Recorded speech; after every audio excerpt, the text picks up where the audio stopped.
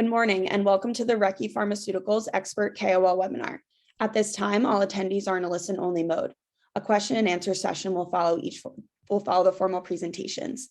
If you'd like to submit a question, you may do so by using the Q&A text box at the bottom of the webcast player or by emailing your questions to questions@lifesciadvisors.com. As a reminder, this call is being recorded and a replay will be made available on the Recce website following the conclusion of the event. I'd now like to turn the call over to your host, James Graham, Chief Executive Officer of Recce Pharmaceuticals. Please go ahead, James. Hi, Tara. Thank you, and good to be with you. My name is James Graham, CEO of ASX and Frankfurt Stock Exchange listed Recce Pharmaceuticals Limited.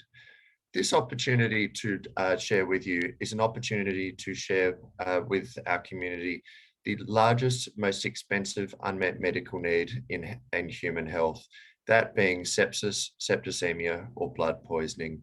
We bring together the experts in this respective field, Tom of Sepsis Alliance, and to talk about the significant unmet medical need that is, and what they are doing and leading the fight in the challenge of antibiotic resistance and superbugs, with a particular focus on the patient category that is a 1 in 5 death rate in the community and a 1 in 3 in hospitals. Mary will be talking from a perspective of a sepsis survivor, and I think we'll all recognise the significant challenges that have been and continue to be on her journey. I look forward to sharing or being part of this presentation with you. The title of this event is fittingly, How Recce 327 is Leading the Way as a Potential Robust Solution to Sepsis and Superbugs. Briefly, the agenda for today's event is as follows. We'll just skip across slides, please. Usual disclaimer. All right, so I've made my introductory remarks. So to really kick things off, Mary will be talking obviously from a patient sepsis advocate, highlighting the unmet medical need. We'll then look to the current treatment landscape, which is really, the pipeline has never been drier, the need has never been greater, and that will be emphasised as Tom brings to us as President and CEO of Sepsis Alliance. I'll then provide a 10-minute company update on behalf of Recce Pharmaceuticals, the only clinical stage new class of antibiotic in the world at this time, the only clinical stage sepsis candidate drug in the world at this time, as well as a number of other key unmet medical needs that we're focused upon. We will then go into a Q&A session. That is, Q&As available to any of myself and our fellow speakers, and conclude with closing remarks. So kicking things off here today, I'd like to pass the stage across to Mary, who will talk from as a sepsis patient candidate. Great to have you with us, Mary. Thank you, James. Great to be here. And just a little bit about my journey. I'm a 2-time sepsis survivor, and I'll explain how it can be ongoing, that I have a possibility of still acquiring it. Next slide, please. A little bit about how I got here. In 2014, a perfectly healthy adult, active, no medical issues, and I developed a large aneurysm on the aortic section of near my heart. I was admitted to have surgery for that, and unfortunately, 2 days before the surgery, I suffered a complete cardiac arrest because of the valve collapsing 100% and the clot forming from the defective valve. They actually tried the paddles 3 times, nothing worked, so I was placed on what is called ECMO. You will see a partial picture there. It's a machine that basically circulates and oxygenates your blood for you. There's a cannula in your thigh and in your carotid. After 2 weeks of intensive surgery, they decided to go ahead and do the open heart surgery because they feared the aneurysm would burst. Next slide, please. And the surgeons did not know at the time of the open heart surgery, but I had actually been infected from the ECMO cannula. And they had to go ahead and do the surgery do the repairs, place the parts within me. And 5 days after the surgery, they put me in step down. And I was not aware of any of this yet. I didn't even know that the surgery had happened or I'd gone to step down, as the Pseudomonas was probably in my system. My husband came in to find me speaking in a strange manner, talking about things I didn't know about, couldn't hold my head up, and I was very feverish. And what happened was a stroke code was called, because it's common for people to go have a stroke after open heart surgery due to clots. And at that time, a neurologist wrote a little note at the end of his page, and it said possibly sepsis. So I was sent back to the ICU. My organs were shutting down. My blood pressure was 30/10, and it was not good. I was given a 98% mortality rate. At this time, they took a culture, flooded me with antibiotics, and they had to do an omental flap surgery, which is they take some webbing from your stomach area and place it over your chest for nourishment. Next slide, please. So again, it's Pseudomonas aeruginosa. It's a multi-drug resistant organism, very virulent, on the World Health Organization top 10 list. It came in through the groin wound, and at that point has already colonized all the parts they put within me. Next slide. And it took me 60 days to recover from the septic shock in the ICU. And due to these surgical implants, the aorta implant and the grafts and the valve and everything, the Pseudomonas created a biofilm, a protective biofilm on these parts. Next slide. So here's the problem with a delayed sepsis diagnosis, which happened with me. Because of the stroke code, treatment was delayed for 7 hours. And the culture took 48 hours to come back. Now, as you can see by the slide there, mortality rates really increase in a short time when you do not get proper treatment, when you do not notice that it's sepsis, that no antibiotics are given, your chance of surviving really goes down very quickly. Next slide. And post-sepsis care was very interesting. After 60 days in the ICU and 22 days in step down, my muscles were very weak. I could not walk. I had to teach myself to walk again, to use my hands again, to even talk again after being intubated for 60 days. I was given a PICC line. I had to do antibiotics at home for 30 days. And the home infusions were very painful, and you had to heat medicine and everything. And it was a difficult time. It took me another 60 days to get ready to even go into cardio rehab. Next slide. So 6 months after I was discharged and I had gone through cardio rehab, I started getting fevers again. The doctors could not figure out why. Cultures kept coming back negative. And my cardiologist said it looked like they had left a few sutures behind. So they went ahead and admitted me to remove those sutures. And again, 2 days later, the tobramycin came into the room, and I kind of knew what happened. And what had happened was the Pseudomonas had overridden the Cipro that I had been given. I was given 1,000 milligrams a day to take orally, and it had overridden that and colonized in the blood again. So at this point, I was septic again. Next slide. And the ciprofloxacin itself causes a lot of problems. Along with post-sepsis syndrome, antibiotics cause these problems, such as joint pain, subsequent infections, tendon rupture, reduced kidney function, and tinnitus.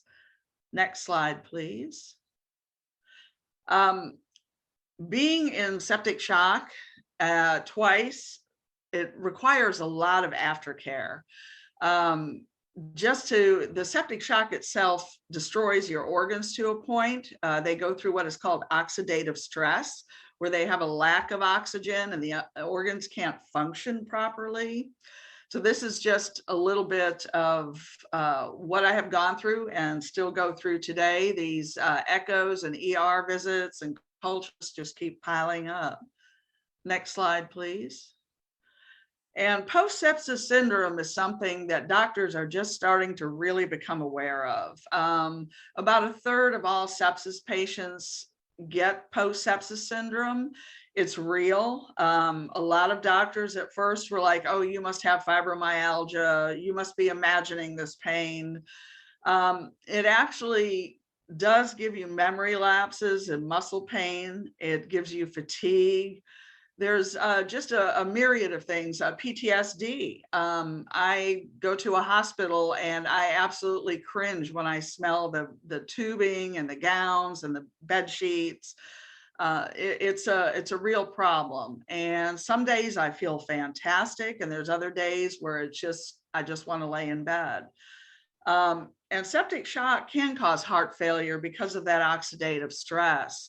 I've been giving a leadless pacemaker. I didn't lose any limbs, but I have a numb left foot and the rest of my limbs do tingle. Next step, please, slide. This is what I used to do. I used to mountain climb. I used to run with my dog. I used to garden on 13 acres. You have a degradation of lifestyle. I don't jog anymore. I can't run. Hiking is very painful. I had a master's degree in process when all this happened. I was very grateful that I could finish it, but I actually had to retire and go on disability because of this. And because I require constant care, I cannot work. Fewer social interactions because of PTSD. You know, I'm a retired nurse, and when people say, oh, you know, we're having a luncheon at the hospital, I don't want to go. So it's a problem. And sepsis will shock your system so much. Ladies, you will absolutely lose your hair 100%. It happens to most people. It was a very awful, devastating feeling to have that happen. Next slide, please.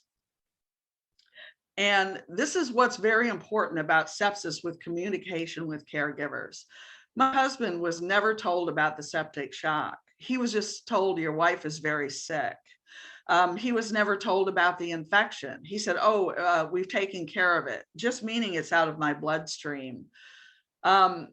To me, healthcare workers need to be honest about this, need to talk to patient caregivers about this, because he did not know why I was receiving the antibiotics, what had happened, and it was confusion for both of us because I was confused coming out of the hospital. And the lack of transparency does lead to miseducation on how to recognize septic shock. I recognize it in myself now when I go septic because I know my key is fevers. It presents differently in different people. So you may have pain, you may have, you know, some kind of fatigue that happens. Next slide, please. So there's complications from the antibiotics.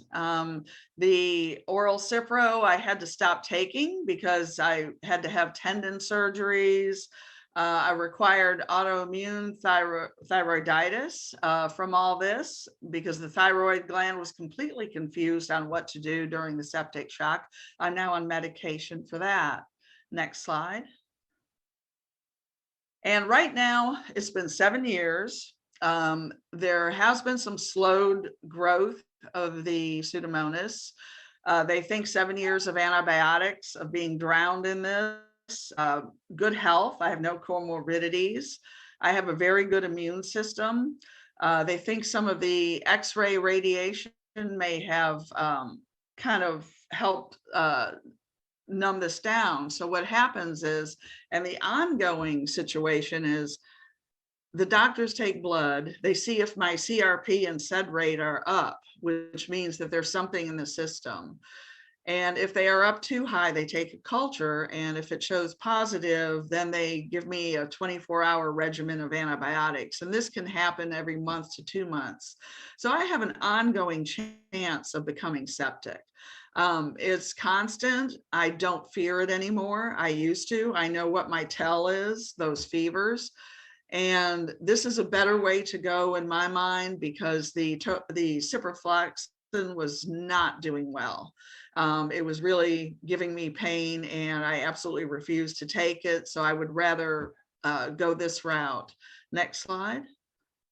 And I want to thank you. The Sepsis Alliance does a lot of wonderful work, and they want to make sure that everybody is taken care of, that everybody is aware of what sepsis is. And let me introduce to you now Tom Heymann. He is the CEO of the Sepsis Alliance. Thank you, Mary. What a story and a experience, and thank you for sharing that. It's immensely helpful to all who hear you talk about that experience. Next slide, please. So thank you for the opportunity, James, and everyone who's on the call today. You know, as James indicated, sepsis is perhaps the world's largest unmet medical need, and I'm happy to be able to share some of this with you and spread the word. Sepsis Alliance is a patient advocacy organization. We, like so many organizations like ours, were started out of a personal tragedy. In our case, is Dr. Carl Flatley, seen here with his daughter Erin.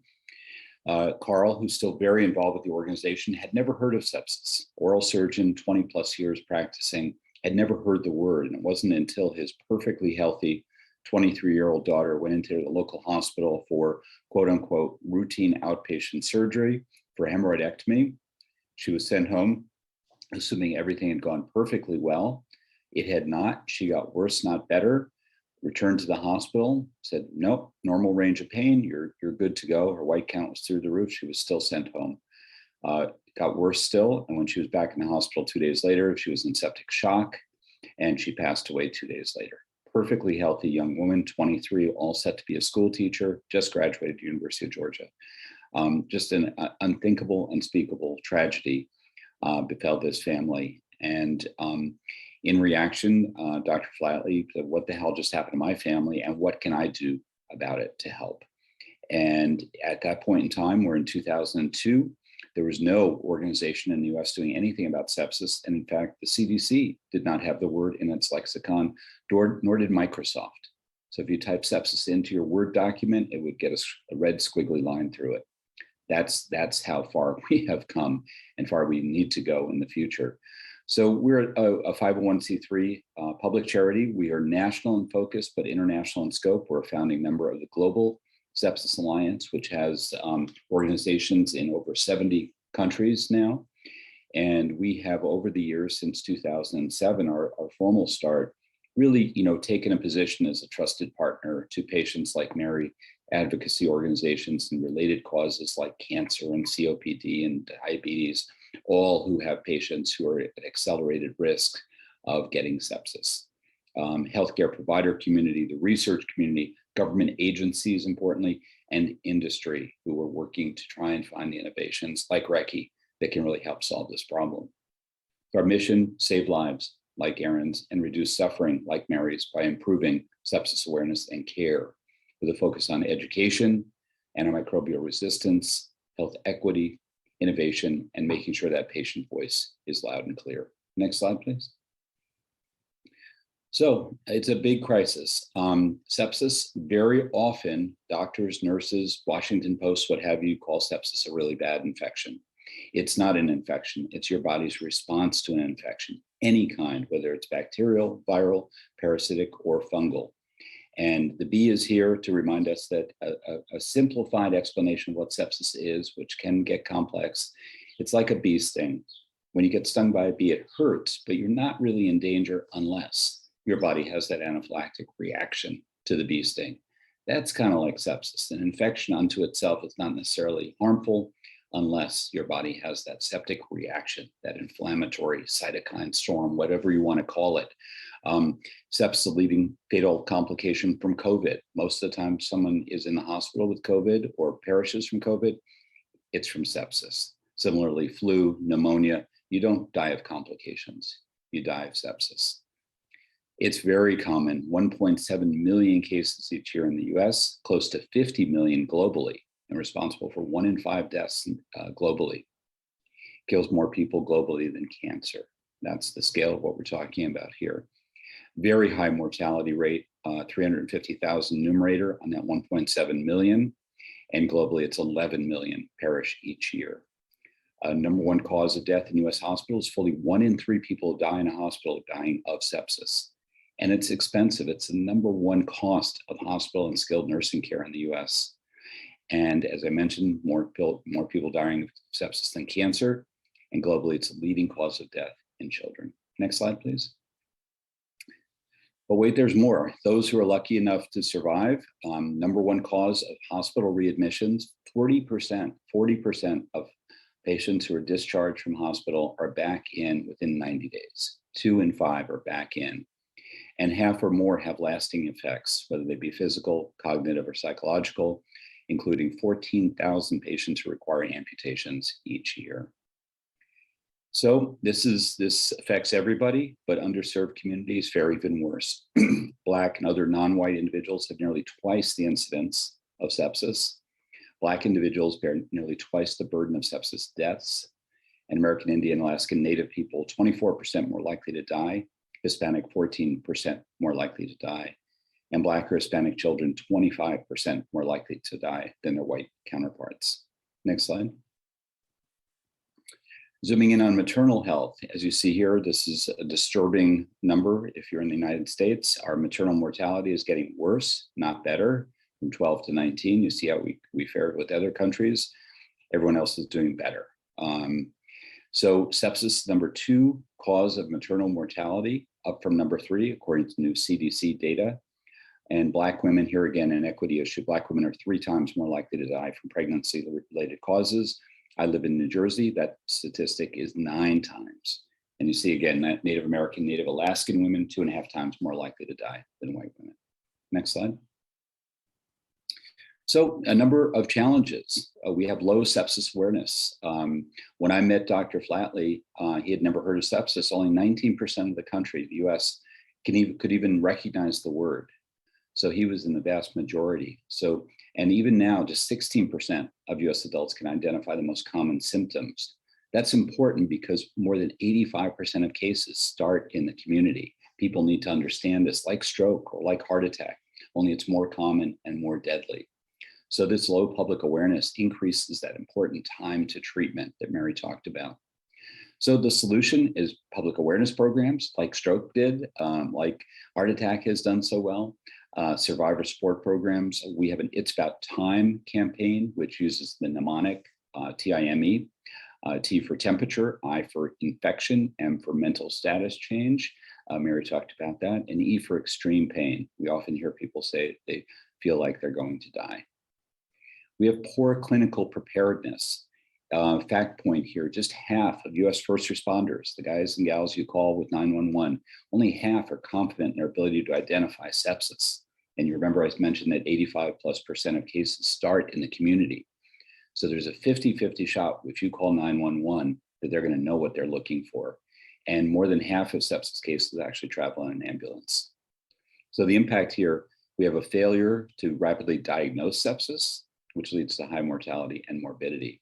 So what can be done? Clinical training programs. We formed something called the Sepsis Alliance Institute. We have over 100 free continuing medical education courses available for providers across the continuum of care. Home health, first responders, skilled nursing, school nurses, dentists, oncologists, OBGYN, surgeons, pharmacists. So, and we also offer proficiency programs, and licensure requirements would be very, very helpful. Another challenge, antimicrobial resistance. We're starting to hear more about this. Huge, huge problem. And Mary spoke about this as well.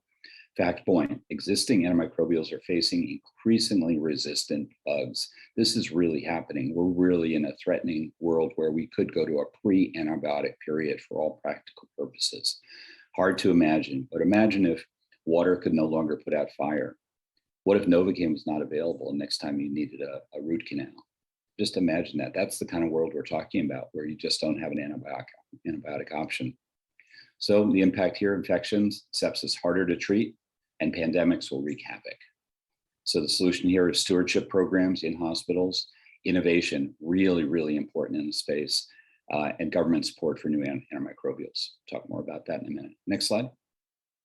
Challenges go on. Diagnostic uncertainty. So there's no simple test for sepsis, no singular treatment, and there's a heterogeneity of presentation. So it can look like different things. So the impact of this is often antibiotics or antimicrobials are overused out of confusion. They're underused out of confusion, and patients, face the risk of that. Solution option here, improvements in the diagnostic capability, artificial intelligence and machine learning to better predict what kind of infection this person might have, who's more likely to fare worse than others. New antimicrobials is what we're talking about today. We are running out of effective antimicrobials, and the innovation pipeline has not been robust enough by a long shot. And then data harmonization. So we really don't have a good handle on this, and I'll talk more about that in a minute. Barriers to innovation. Thank you, Recce. Breaking through. Fact point, innovation in sepsis has been slow. It's not kept up with the rise in AMR or pandemics. Will we ever be in a post-pandemic period? Many think not. So the impact here, we don't have necessary investment for innovation, prevention, diagnosis, therapies, and data collection. So there are things that are happening in this realm. Sepsis Innovation Collaborative, I'll talk about in a minute.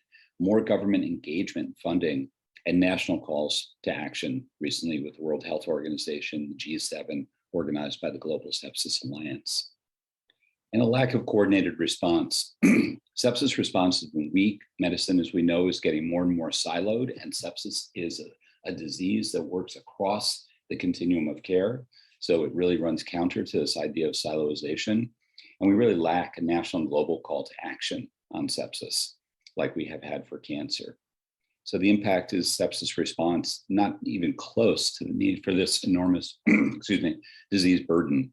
So a national data trust, these are solution points, global national call to action, like is being called for by the WHO. Next slide, please. So Sepsis Alliance, we identify these problems and then we bring action to bear, and we work in 4 pillars. One is public, patient, survivor education and support. Sepsis.org, our website, gets over 2 million visits a year, a nice leading indicator that there is increasing interest. And awareness has grown in the US from 19% to 65%. So we are making some progress. We're also involved in provider education and training, making our clinical community sepsis ready. And we have 2 major programs in this area: clinical community, about 3,000 members in hospitals and facilities all across the country, sharing best practices, sharing breaking news on innovation that could help them improve care in their facilities. And the Sepsis Alliance Institute, where we've trained over 40,000 professionals thus far. Now, also involved in advocacy, we really need to educate our policymakers about the impact and the burden of sepsis. There's really low awareness among our decision makers and policymakers about this, the opportunity to save lives and save money at the same time. And as part of this, we've launched a couple of new initiatives. One, a National Sepsis Data Trust initiative, with legislation pending out of New Jersey with Mikey Sherrill's office to form a National Sepsis Data Trust with the CDC.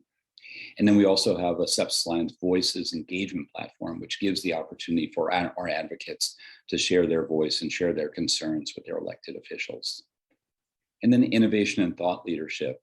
How do we get a coordinated response? And we were recently asked by Asper and BARDA, with whom we have a longstanding relationship, to form a sepsis innovation collaborative, which would work with government agencies and stakeholders from across industry, clinical community, research, payer community, very importantly, to help them focus on the areas of greatest opportunity and need when it comes to infection management and sepsis, whether that's new funding for antimicrobial research, whether it is clarifying the FDA pathways for approval and review and approval of diagnostics and new therapeutics, reimbursement codes for pre-hospital sepsis, post-hospital sepsis. And that launched on May 16th. Next slide, please. So we work with many partners in many sectors. We work with government agencies, clinical organizations, other not-for-profits, and also many members of industry. And here's just a partial list. And we have very interesting partnerships with all, including Recce. Next slide, please. We also have created observances, the first of those being Sepsis Awareness Month, which is September. And Recce is a sponsor of Sepsis Awareness Month this year. Thank you, guys. We also recently launched Sepsis Survivor Week in February, Pediatric Sepsis Week in April, and Maternal Sepsis Week in May. Opportunities just continue to bang the drum for greater awareness and innovation. Next slide. We offer a national, actually international virtual conference each year. Last year, the Sepsis Alliance Summit, we had over 4,600 registered, and these were people from healthcare leadership, clinical leadership, the investment community, industry, et cetera. And 2 days of really important learning. And you see the kind of audience we get to these sessions: clinical staff, data and quality, healthcare leadership. And again, Recce is a supporting sponsor of this event this year. Next slide. So National Sepsis Registry Initiative, it's actually been renamed to National Sepsis Data Trust.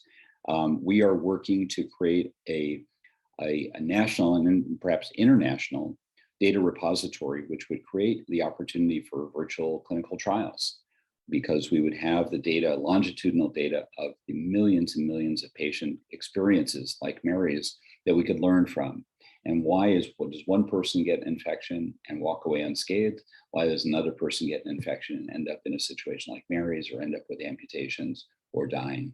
So we are working with the government and also the private sector to put together the plans and working operations for a National Sepsis Data Trust, which would be accessible to industry, policymakers, and clinicians. Next slide. Talked a little bit about Sepsis Innovation Collaborative. Just some of the organizational members we have thus far. We're actually up to 70. We're gaining membership by the hour, in fact. And the idea here is that we really put our collective brains together, and I'm calling it a brain to bedside exercise, to figure out how do we accelerate innovation in this space? How do we get more innovation? How do we facilitate the deployment of innovation from lab to bedside?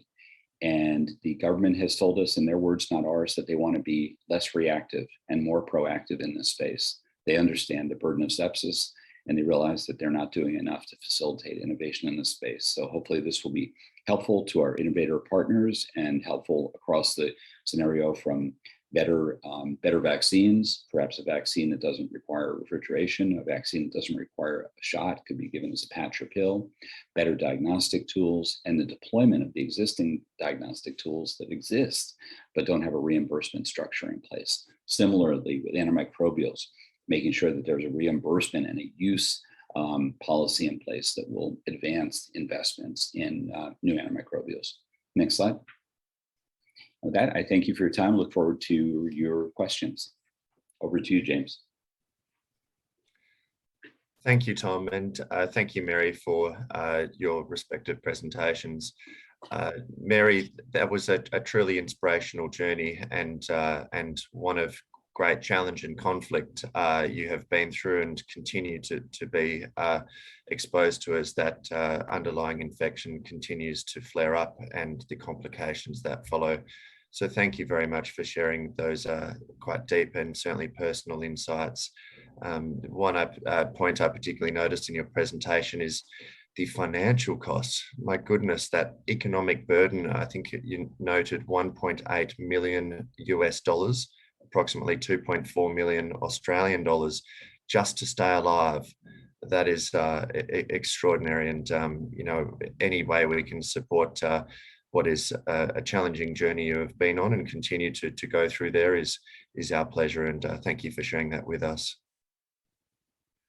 You're welcome. Relatedly, it certainly prompted some very educated questions in the background, and following my presentation, we'll come around to the Q&A. The Q&A is obviously available to all listening, and is available to Tom, who kindly shared, obviously, Sepsis Alliance's significant impact in patient awareness, patient advocacy, and general recognition of the challenge of this unmet medical need that you know, has really touched all of us in one way or another simply due to the size of patient population and challenge that it represents. So thank you, Tom. I'll, with that in mind, come in now and talk a little about what Recce is doing in the face of this significant unmet medical need. And that is really addressing the challenge of antibiotic resistance head on. So where we really come from, and with great optimism, we find ourselves as the only new class of antibiotic in clinical stage at this time, the only sepsis clinical drug candidate globally. And of course, for reference, we can look to Pew Charitable Trust antibiotic development pipeline, and certainly the only escape pathogen capable company globally in clinical development at this time. ESCAPE being the acronym of the various deadly bacteria that are responsible for something like 50% of all septic infections. So where we are as a company, this is an example of our corporate social responsibility. Believe it or not, some years ago when we first met Tom and Mary at the World AMR Congress, where we gave the opening address as opening R&D address as a sign of new hope in the fight against superbugs. We really, I recall the days of saying, as I frankly started to say in this presentation today, when you communicate what your company is doing, I normally say sepsis, it'd be a blank face, septicemia, a blank face, and then I'd have to go to blood poisoning and they'd go, oh yeah, I've heard of it.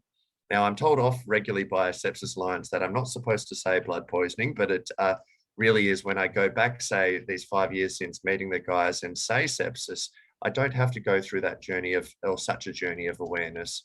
The education that is forming across the community as a result of these awareness campaigns is something that is so important from a social responsibility perspective, but certainly one that I've seen playing out before us. So thank you for your work there, Tom and colleagues. On to Recce. So what we really have is a new class of antibiotic. In fact, it's the first new class in over 40 years. We currently have 2 clinical candidates. One is right at the end of its phase 1 intravascular safety studies, that being intravenous administration at a leading Adelaide clinical trial facility. Really, that focus as a phase 1 study is to determine how much compound can be intravascularly infused into human blood, because as we heard, there's no such thing as good bacteria in the blood, and that's certainly where we intravascularly administered to be attracted to, bind to, and interact with the bacteria, regardless of its gram stain and regardless of its hypermutation and lipid outer layer. In parallel to that, we're seeing some significant clinical insights utilizing that same new class of antibiotic technology on a vulnerable burns patient population against a broad spectrum nature of antibiotic infections. And we've been pleased to start to communicate the insights that those patient breakthroughs are occurring there. If we may jump across to the next slide, please. So this is really as a snapshot of a sign of new hope in the fight against superbugs. 2 key clinical candidates working in parallel at this time. We actually released overnight on the intravenous dosing side of things that we completed our 4,000 milligrams per hour or of over a 1 hour infusion in healthy volunteers. So that's basically seeing how much compound we can put into healthy humans to determine whether the compound is safe and well tolerated. And again, in that patient cohort, that has been determined, and we're very pleased for that. We have multiple preclinical candidates in their advanced stages that we would anticipate over the calendar year that we're within, all going well, moving to become additional clinical candidates in the global fight against antibiotic-resistant superbugs. Next slide. So really, what is the unmet medical need and why are we different? All existing antibiotics to date are naturally derived. There hasn't been a new class in over 40 years. And the challenge with a naturally derived antibiotic, which is bacteria or fungi cultivated out, put against the offending bacteria or fungi, it's a natural relationship. and it's only with the mechanisms of action that nature provides. Recognizing this, our lead inventor, who was former head of research of Johnson & Johnson Australasia of 10 years, and as well as executive director of their board, began with the end in mind to design a compound that's able to overcome that hypercellular mutation or superbugs, that's able to be attracted to, bind to, and interact with any bacteria. So any bacteria in the blood, as I mentioned, is bad bacteria. To do away with the cultivation at patient presentation and the time-consuming work it takes to work out what type of bacteria that patient has and what type of antibiotic that bacteria may be susceptible to.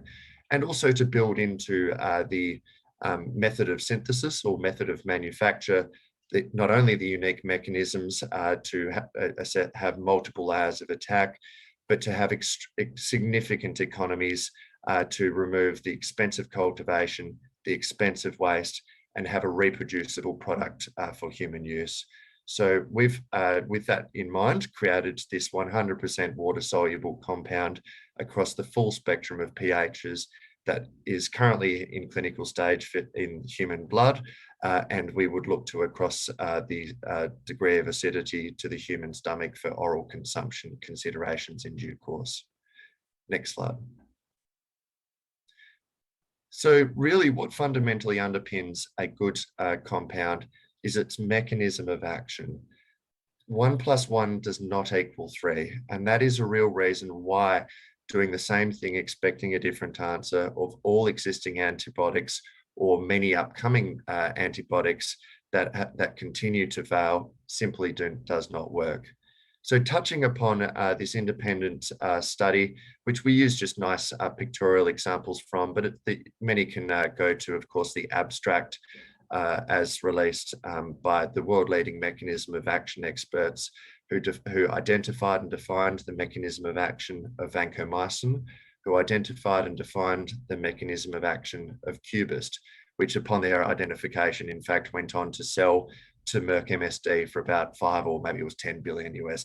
So if there's any suggestion there's no money to be made in infectious diseases, besides the obvious addressing of unmet medical need, I'd really argue that if you're doing the same thing, offering a 40-year-old car at a today Porsche price, nobody's going to pay that. But if you've got a good mechanism of action, offering a new technology and an appropriate price point, you may just have significant economies to follow. So what we really do as a small molecule compound, our polymer permeabilizes the outer cell membrane of bacteria. In this case, I think the bacteria, or certainly in the following case, the bacteria of note is E. coli. It doesn't matter the type of gram stain of bacteria, and it certainly doesn't matter whether that bacteria is overcome with a biofilm. We permeabilize that biofilm as well. Upon entering the cell, we interrupt the cellular energetics or the ATP synthesis. That's basically the beating heart that keeps the cell alive and keeps the cell active. And we shut down the ATP synthesis or the lifeblood of the bacterial cell faster than any other antibiotic ever seen to date. That's across a reference library of approximately 100 known mechanisms. And in fact, I think it shuts it down irreversibly in about 1.5 minutes. It's extremely quick. When separate to shutting down the beating heart of the bacteria, we also immediately stop the formation of Z-ring complexes. Basically, that's where if you can imagine a cell, a Z-ring forms in the middle and the cell divides. So we stop without the ability to restart that cell division taking place.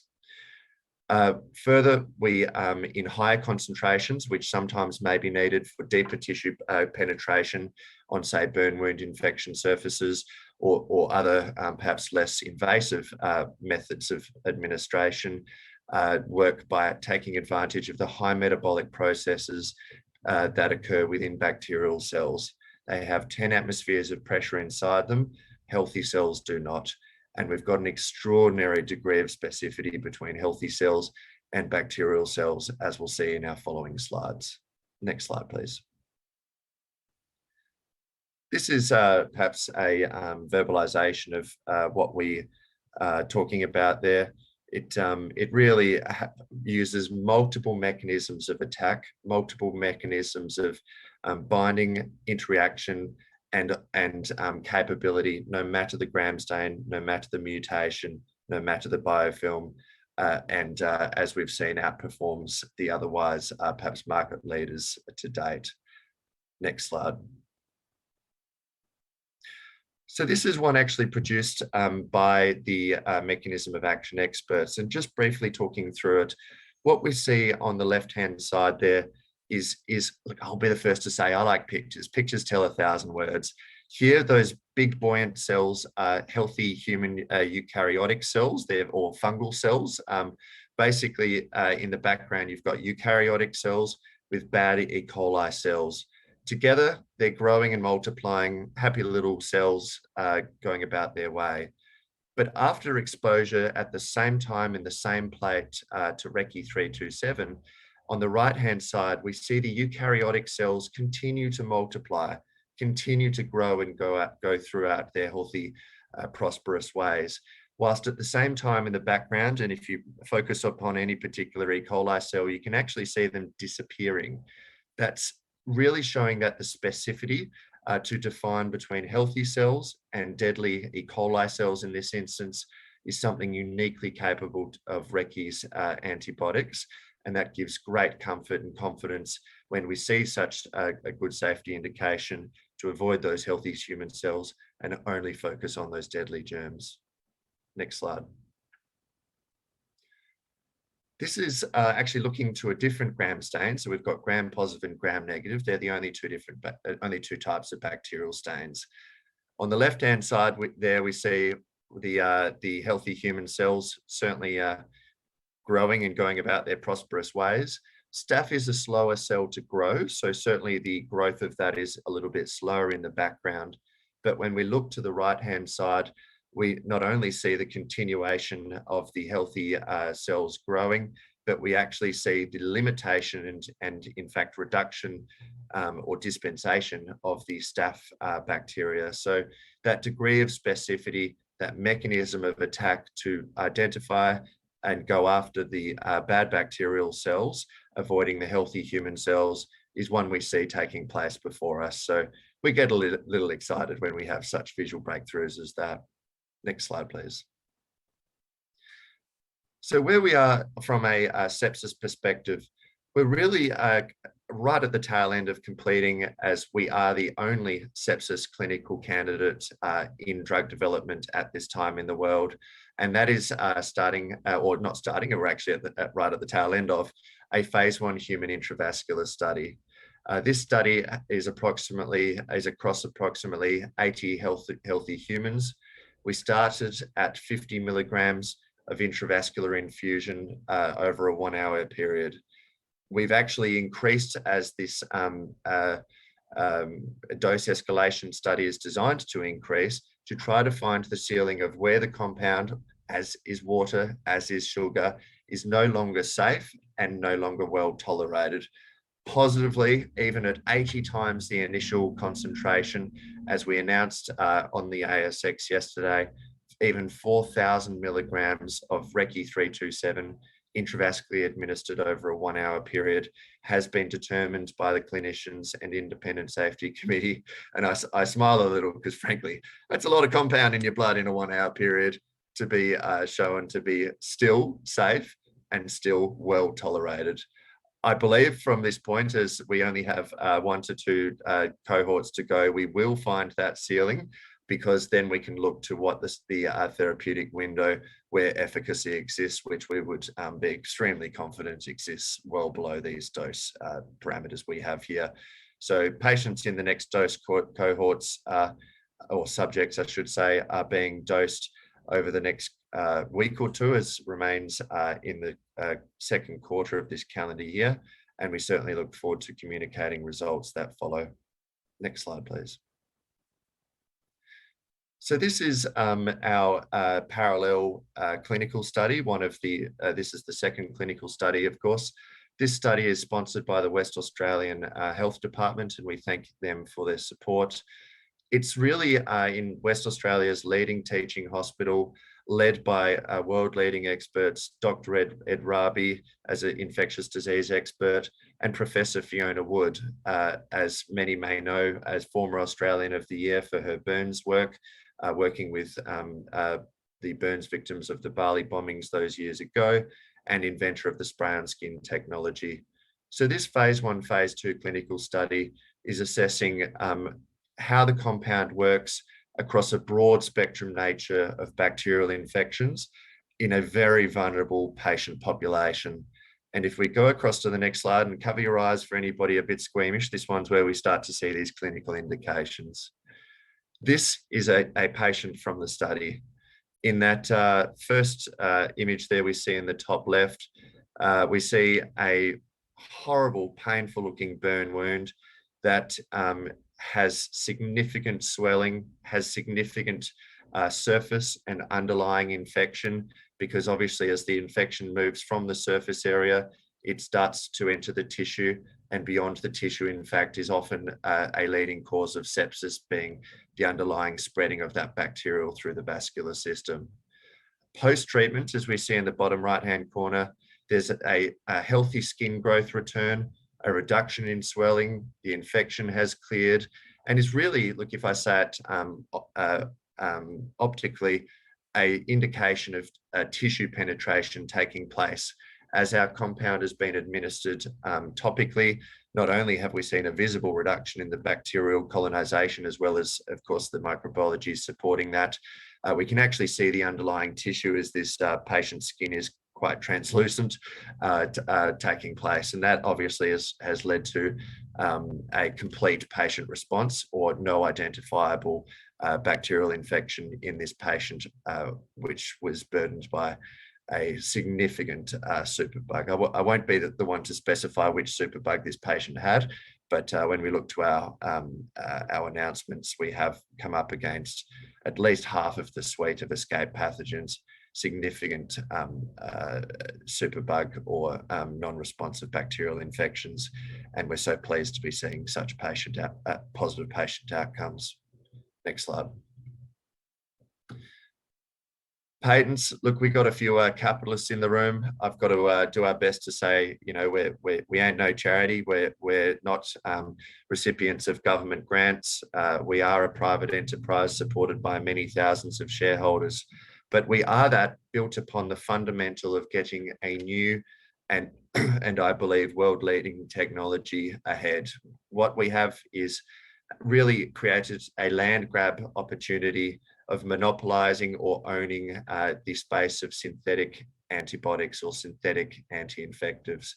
Our patent family, one of which supports our pathway forwards, is composition of matter, methods of manufacture, and curative claims. The curative claims are pages long, many, many different types of bacterial infections. Our patent family too, of course, as we see with these green ticks, these are granted all around the major pharmaceutical markets of the world, is methods of treatment. So methods of administration, intravascular, topical, oral, nasal, inhaler, so on, as well as preventative claims. So we have demonstrated the ability to prevent infections taking place. Patent family 3 is utilizing as a technology across antiviral applications. I'll be the first to say, don't use antibiotics for antiviral purposes. We are not an antibiotic, we are an anti-infective. We define ourselves as an antibiotic for simplicity in communication. And in the case of viral cells, we're attracted to the proteins of viral envelopes, and that happens to encompass coronaviruses, Ross River viruses, HIV, influenza, and a number of other significant viral strains, and granted around the world at that. Next slide, please. This is our method of manufacture. So often people go, oh, you've got this wonderful breakthrough, but how the hell are you going to manufacture it? You'll hit phase 2, run out of cash and fall on your face. I'll say, bullshit, that ain't going to happen. And I say with a bit of tongue in cheek there, because we actually have our own manufacturing facility. We're producing this compound in Sydney's Pill Hill, or Macquarie Park as it's otherwise known.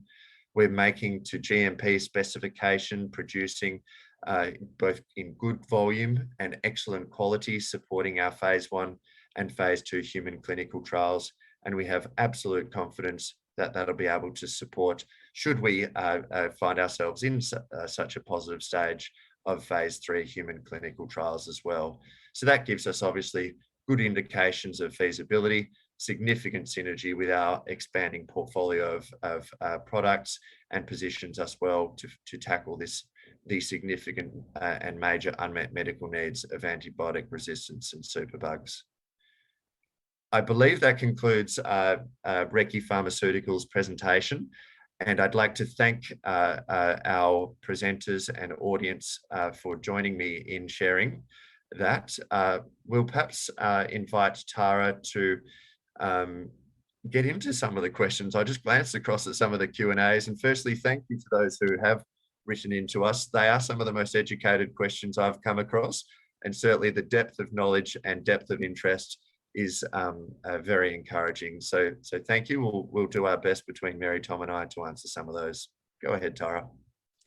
Great. Thank you, James. At this time, we'll be conducting our question and answer session with our speakers. If you'd like to submit a question, you may do so by using the Q&A text box at the bottom of the webcast player, or by emailing your questions to questions@lifesciadvisors.com.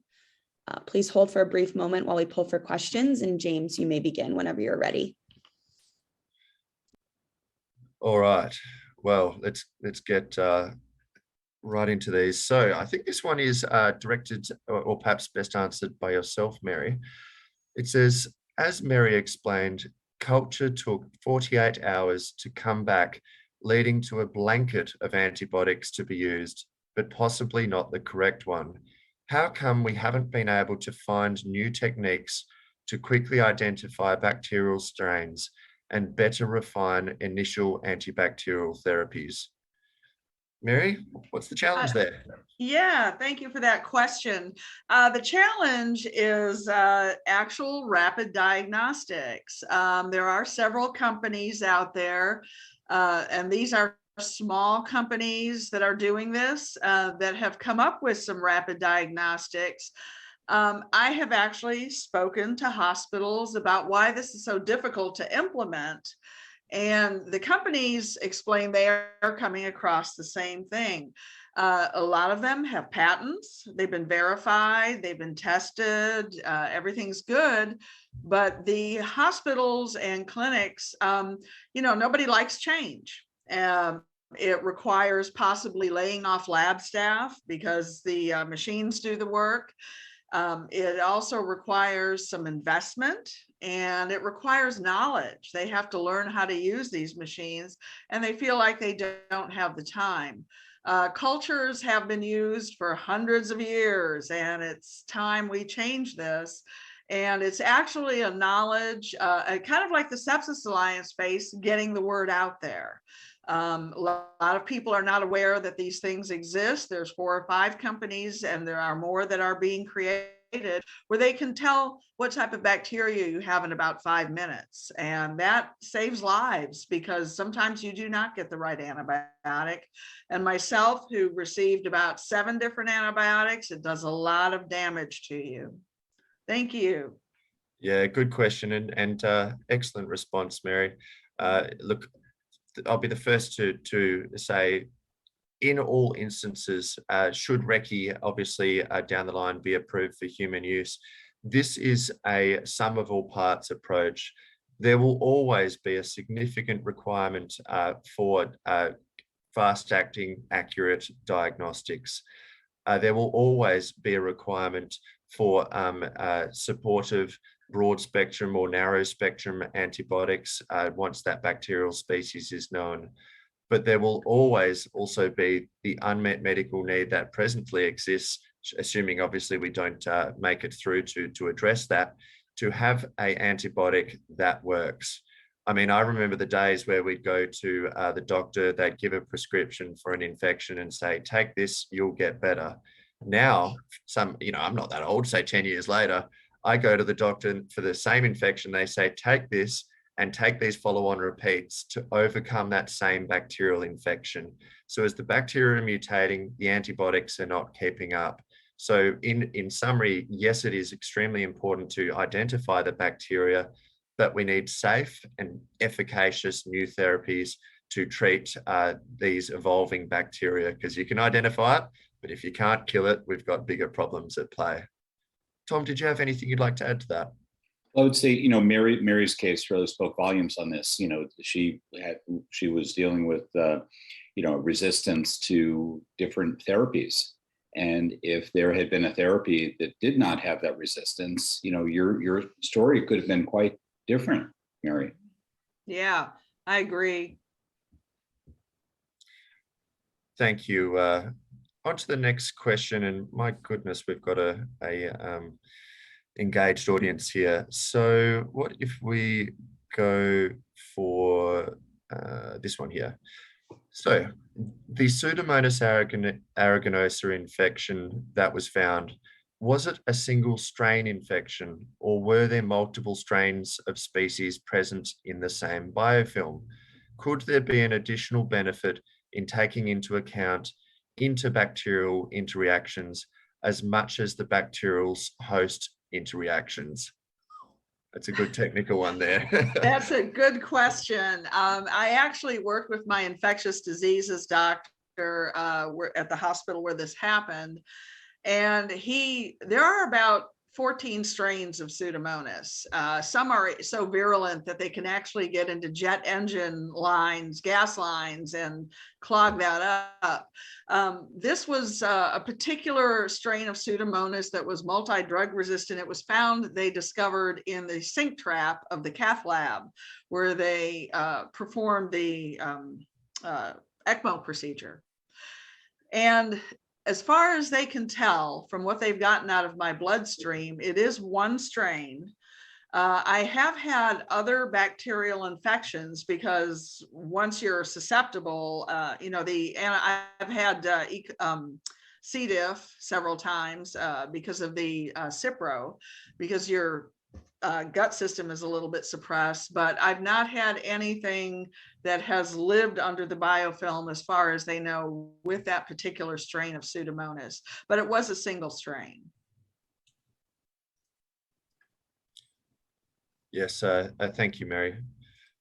Next question, and in this instance, we've got a name to that one, and that particularly being from William Jennings. William, thank you for the many questions in the background there. I'll note we won't be able to get through all the questions of today, but I'll take the opportunity to answer this one. The question from William: from a market point of view, what makes you believe Recce 327 would be treated any differently from other approved antibiotics, i.e. used as a last line to avoid the development of resistance? Good question, William.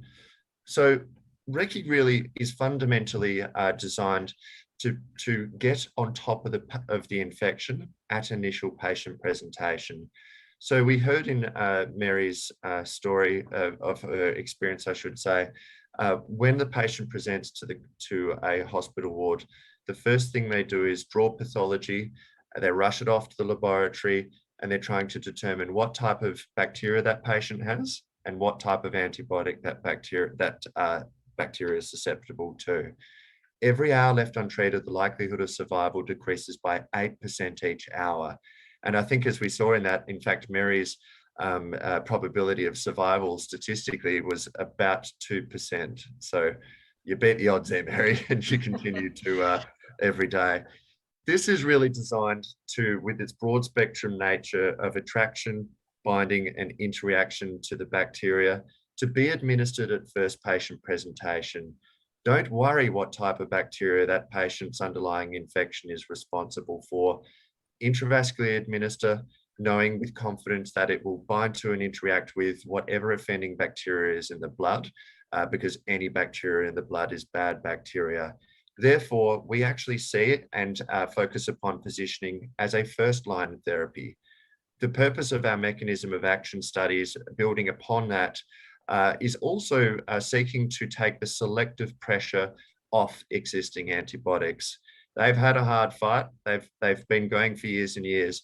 And as the bacteria have evolved to overcome their mechanisms of action, we believe by taking the selectivity off, by using our compound upfront will actually potentially make those antibiotics more efficacious, and in being more efficacious, potentially more valuable.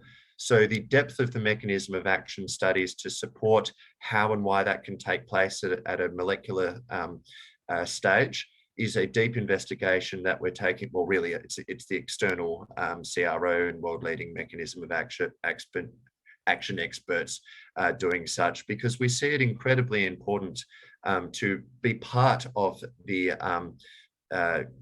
arsenal of compounds or arsenal of attack when it comes to infection. And from a perspective of not generating new antibiotic resistant strains, how is it going to resist? What I mean, it's so we shut down the ATP synthesis beating heart. We get through the biofilm, so it can produce biofilm as much as it likes. We're still going to get through.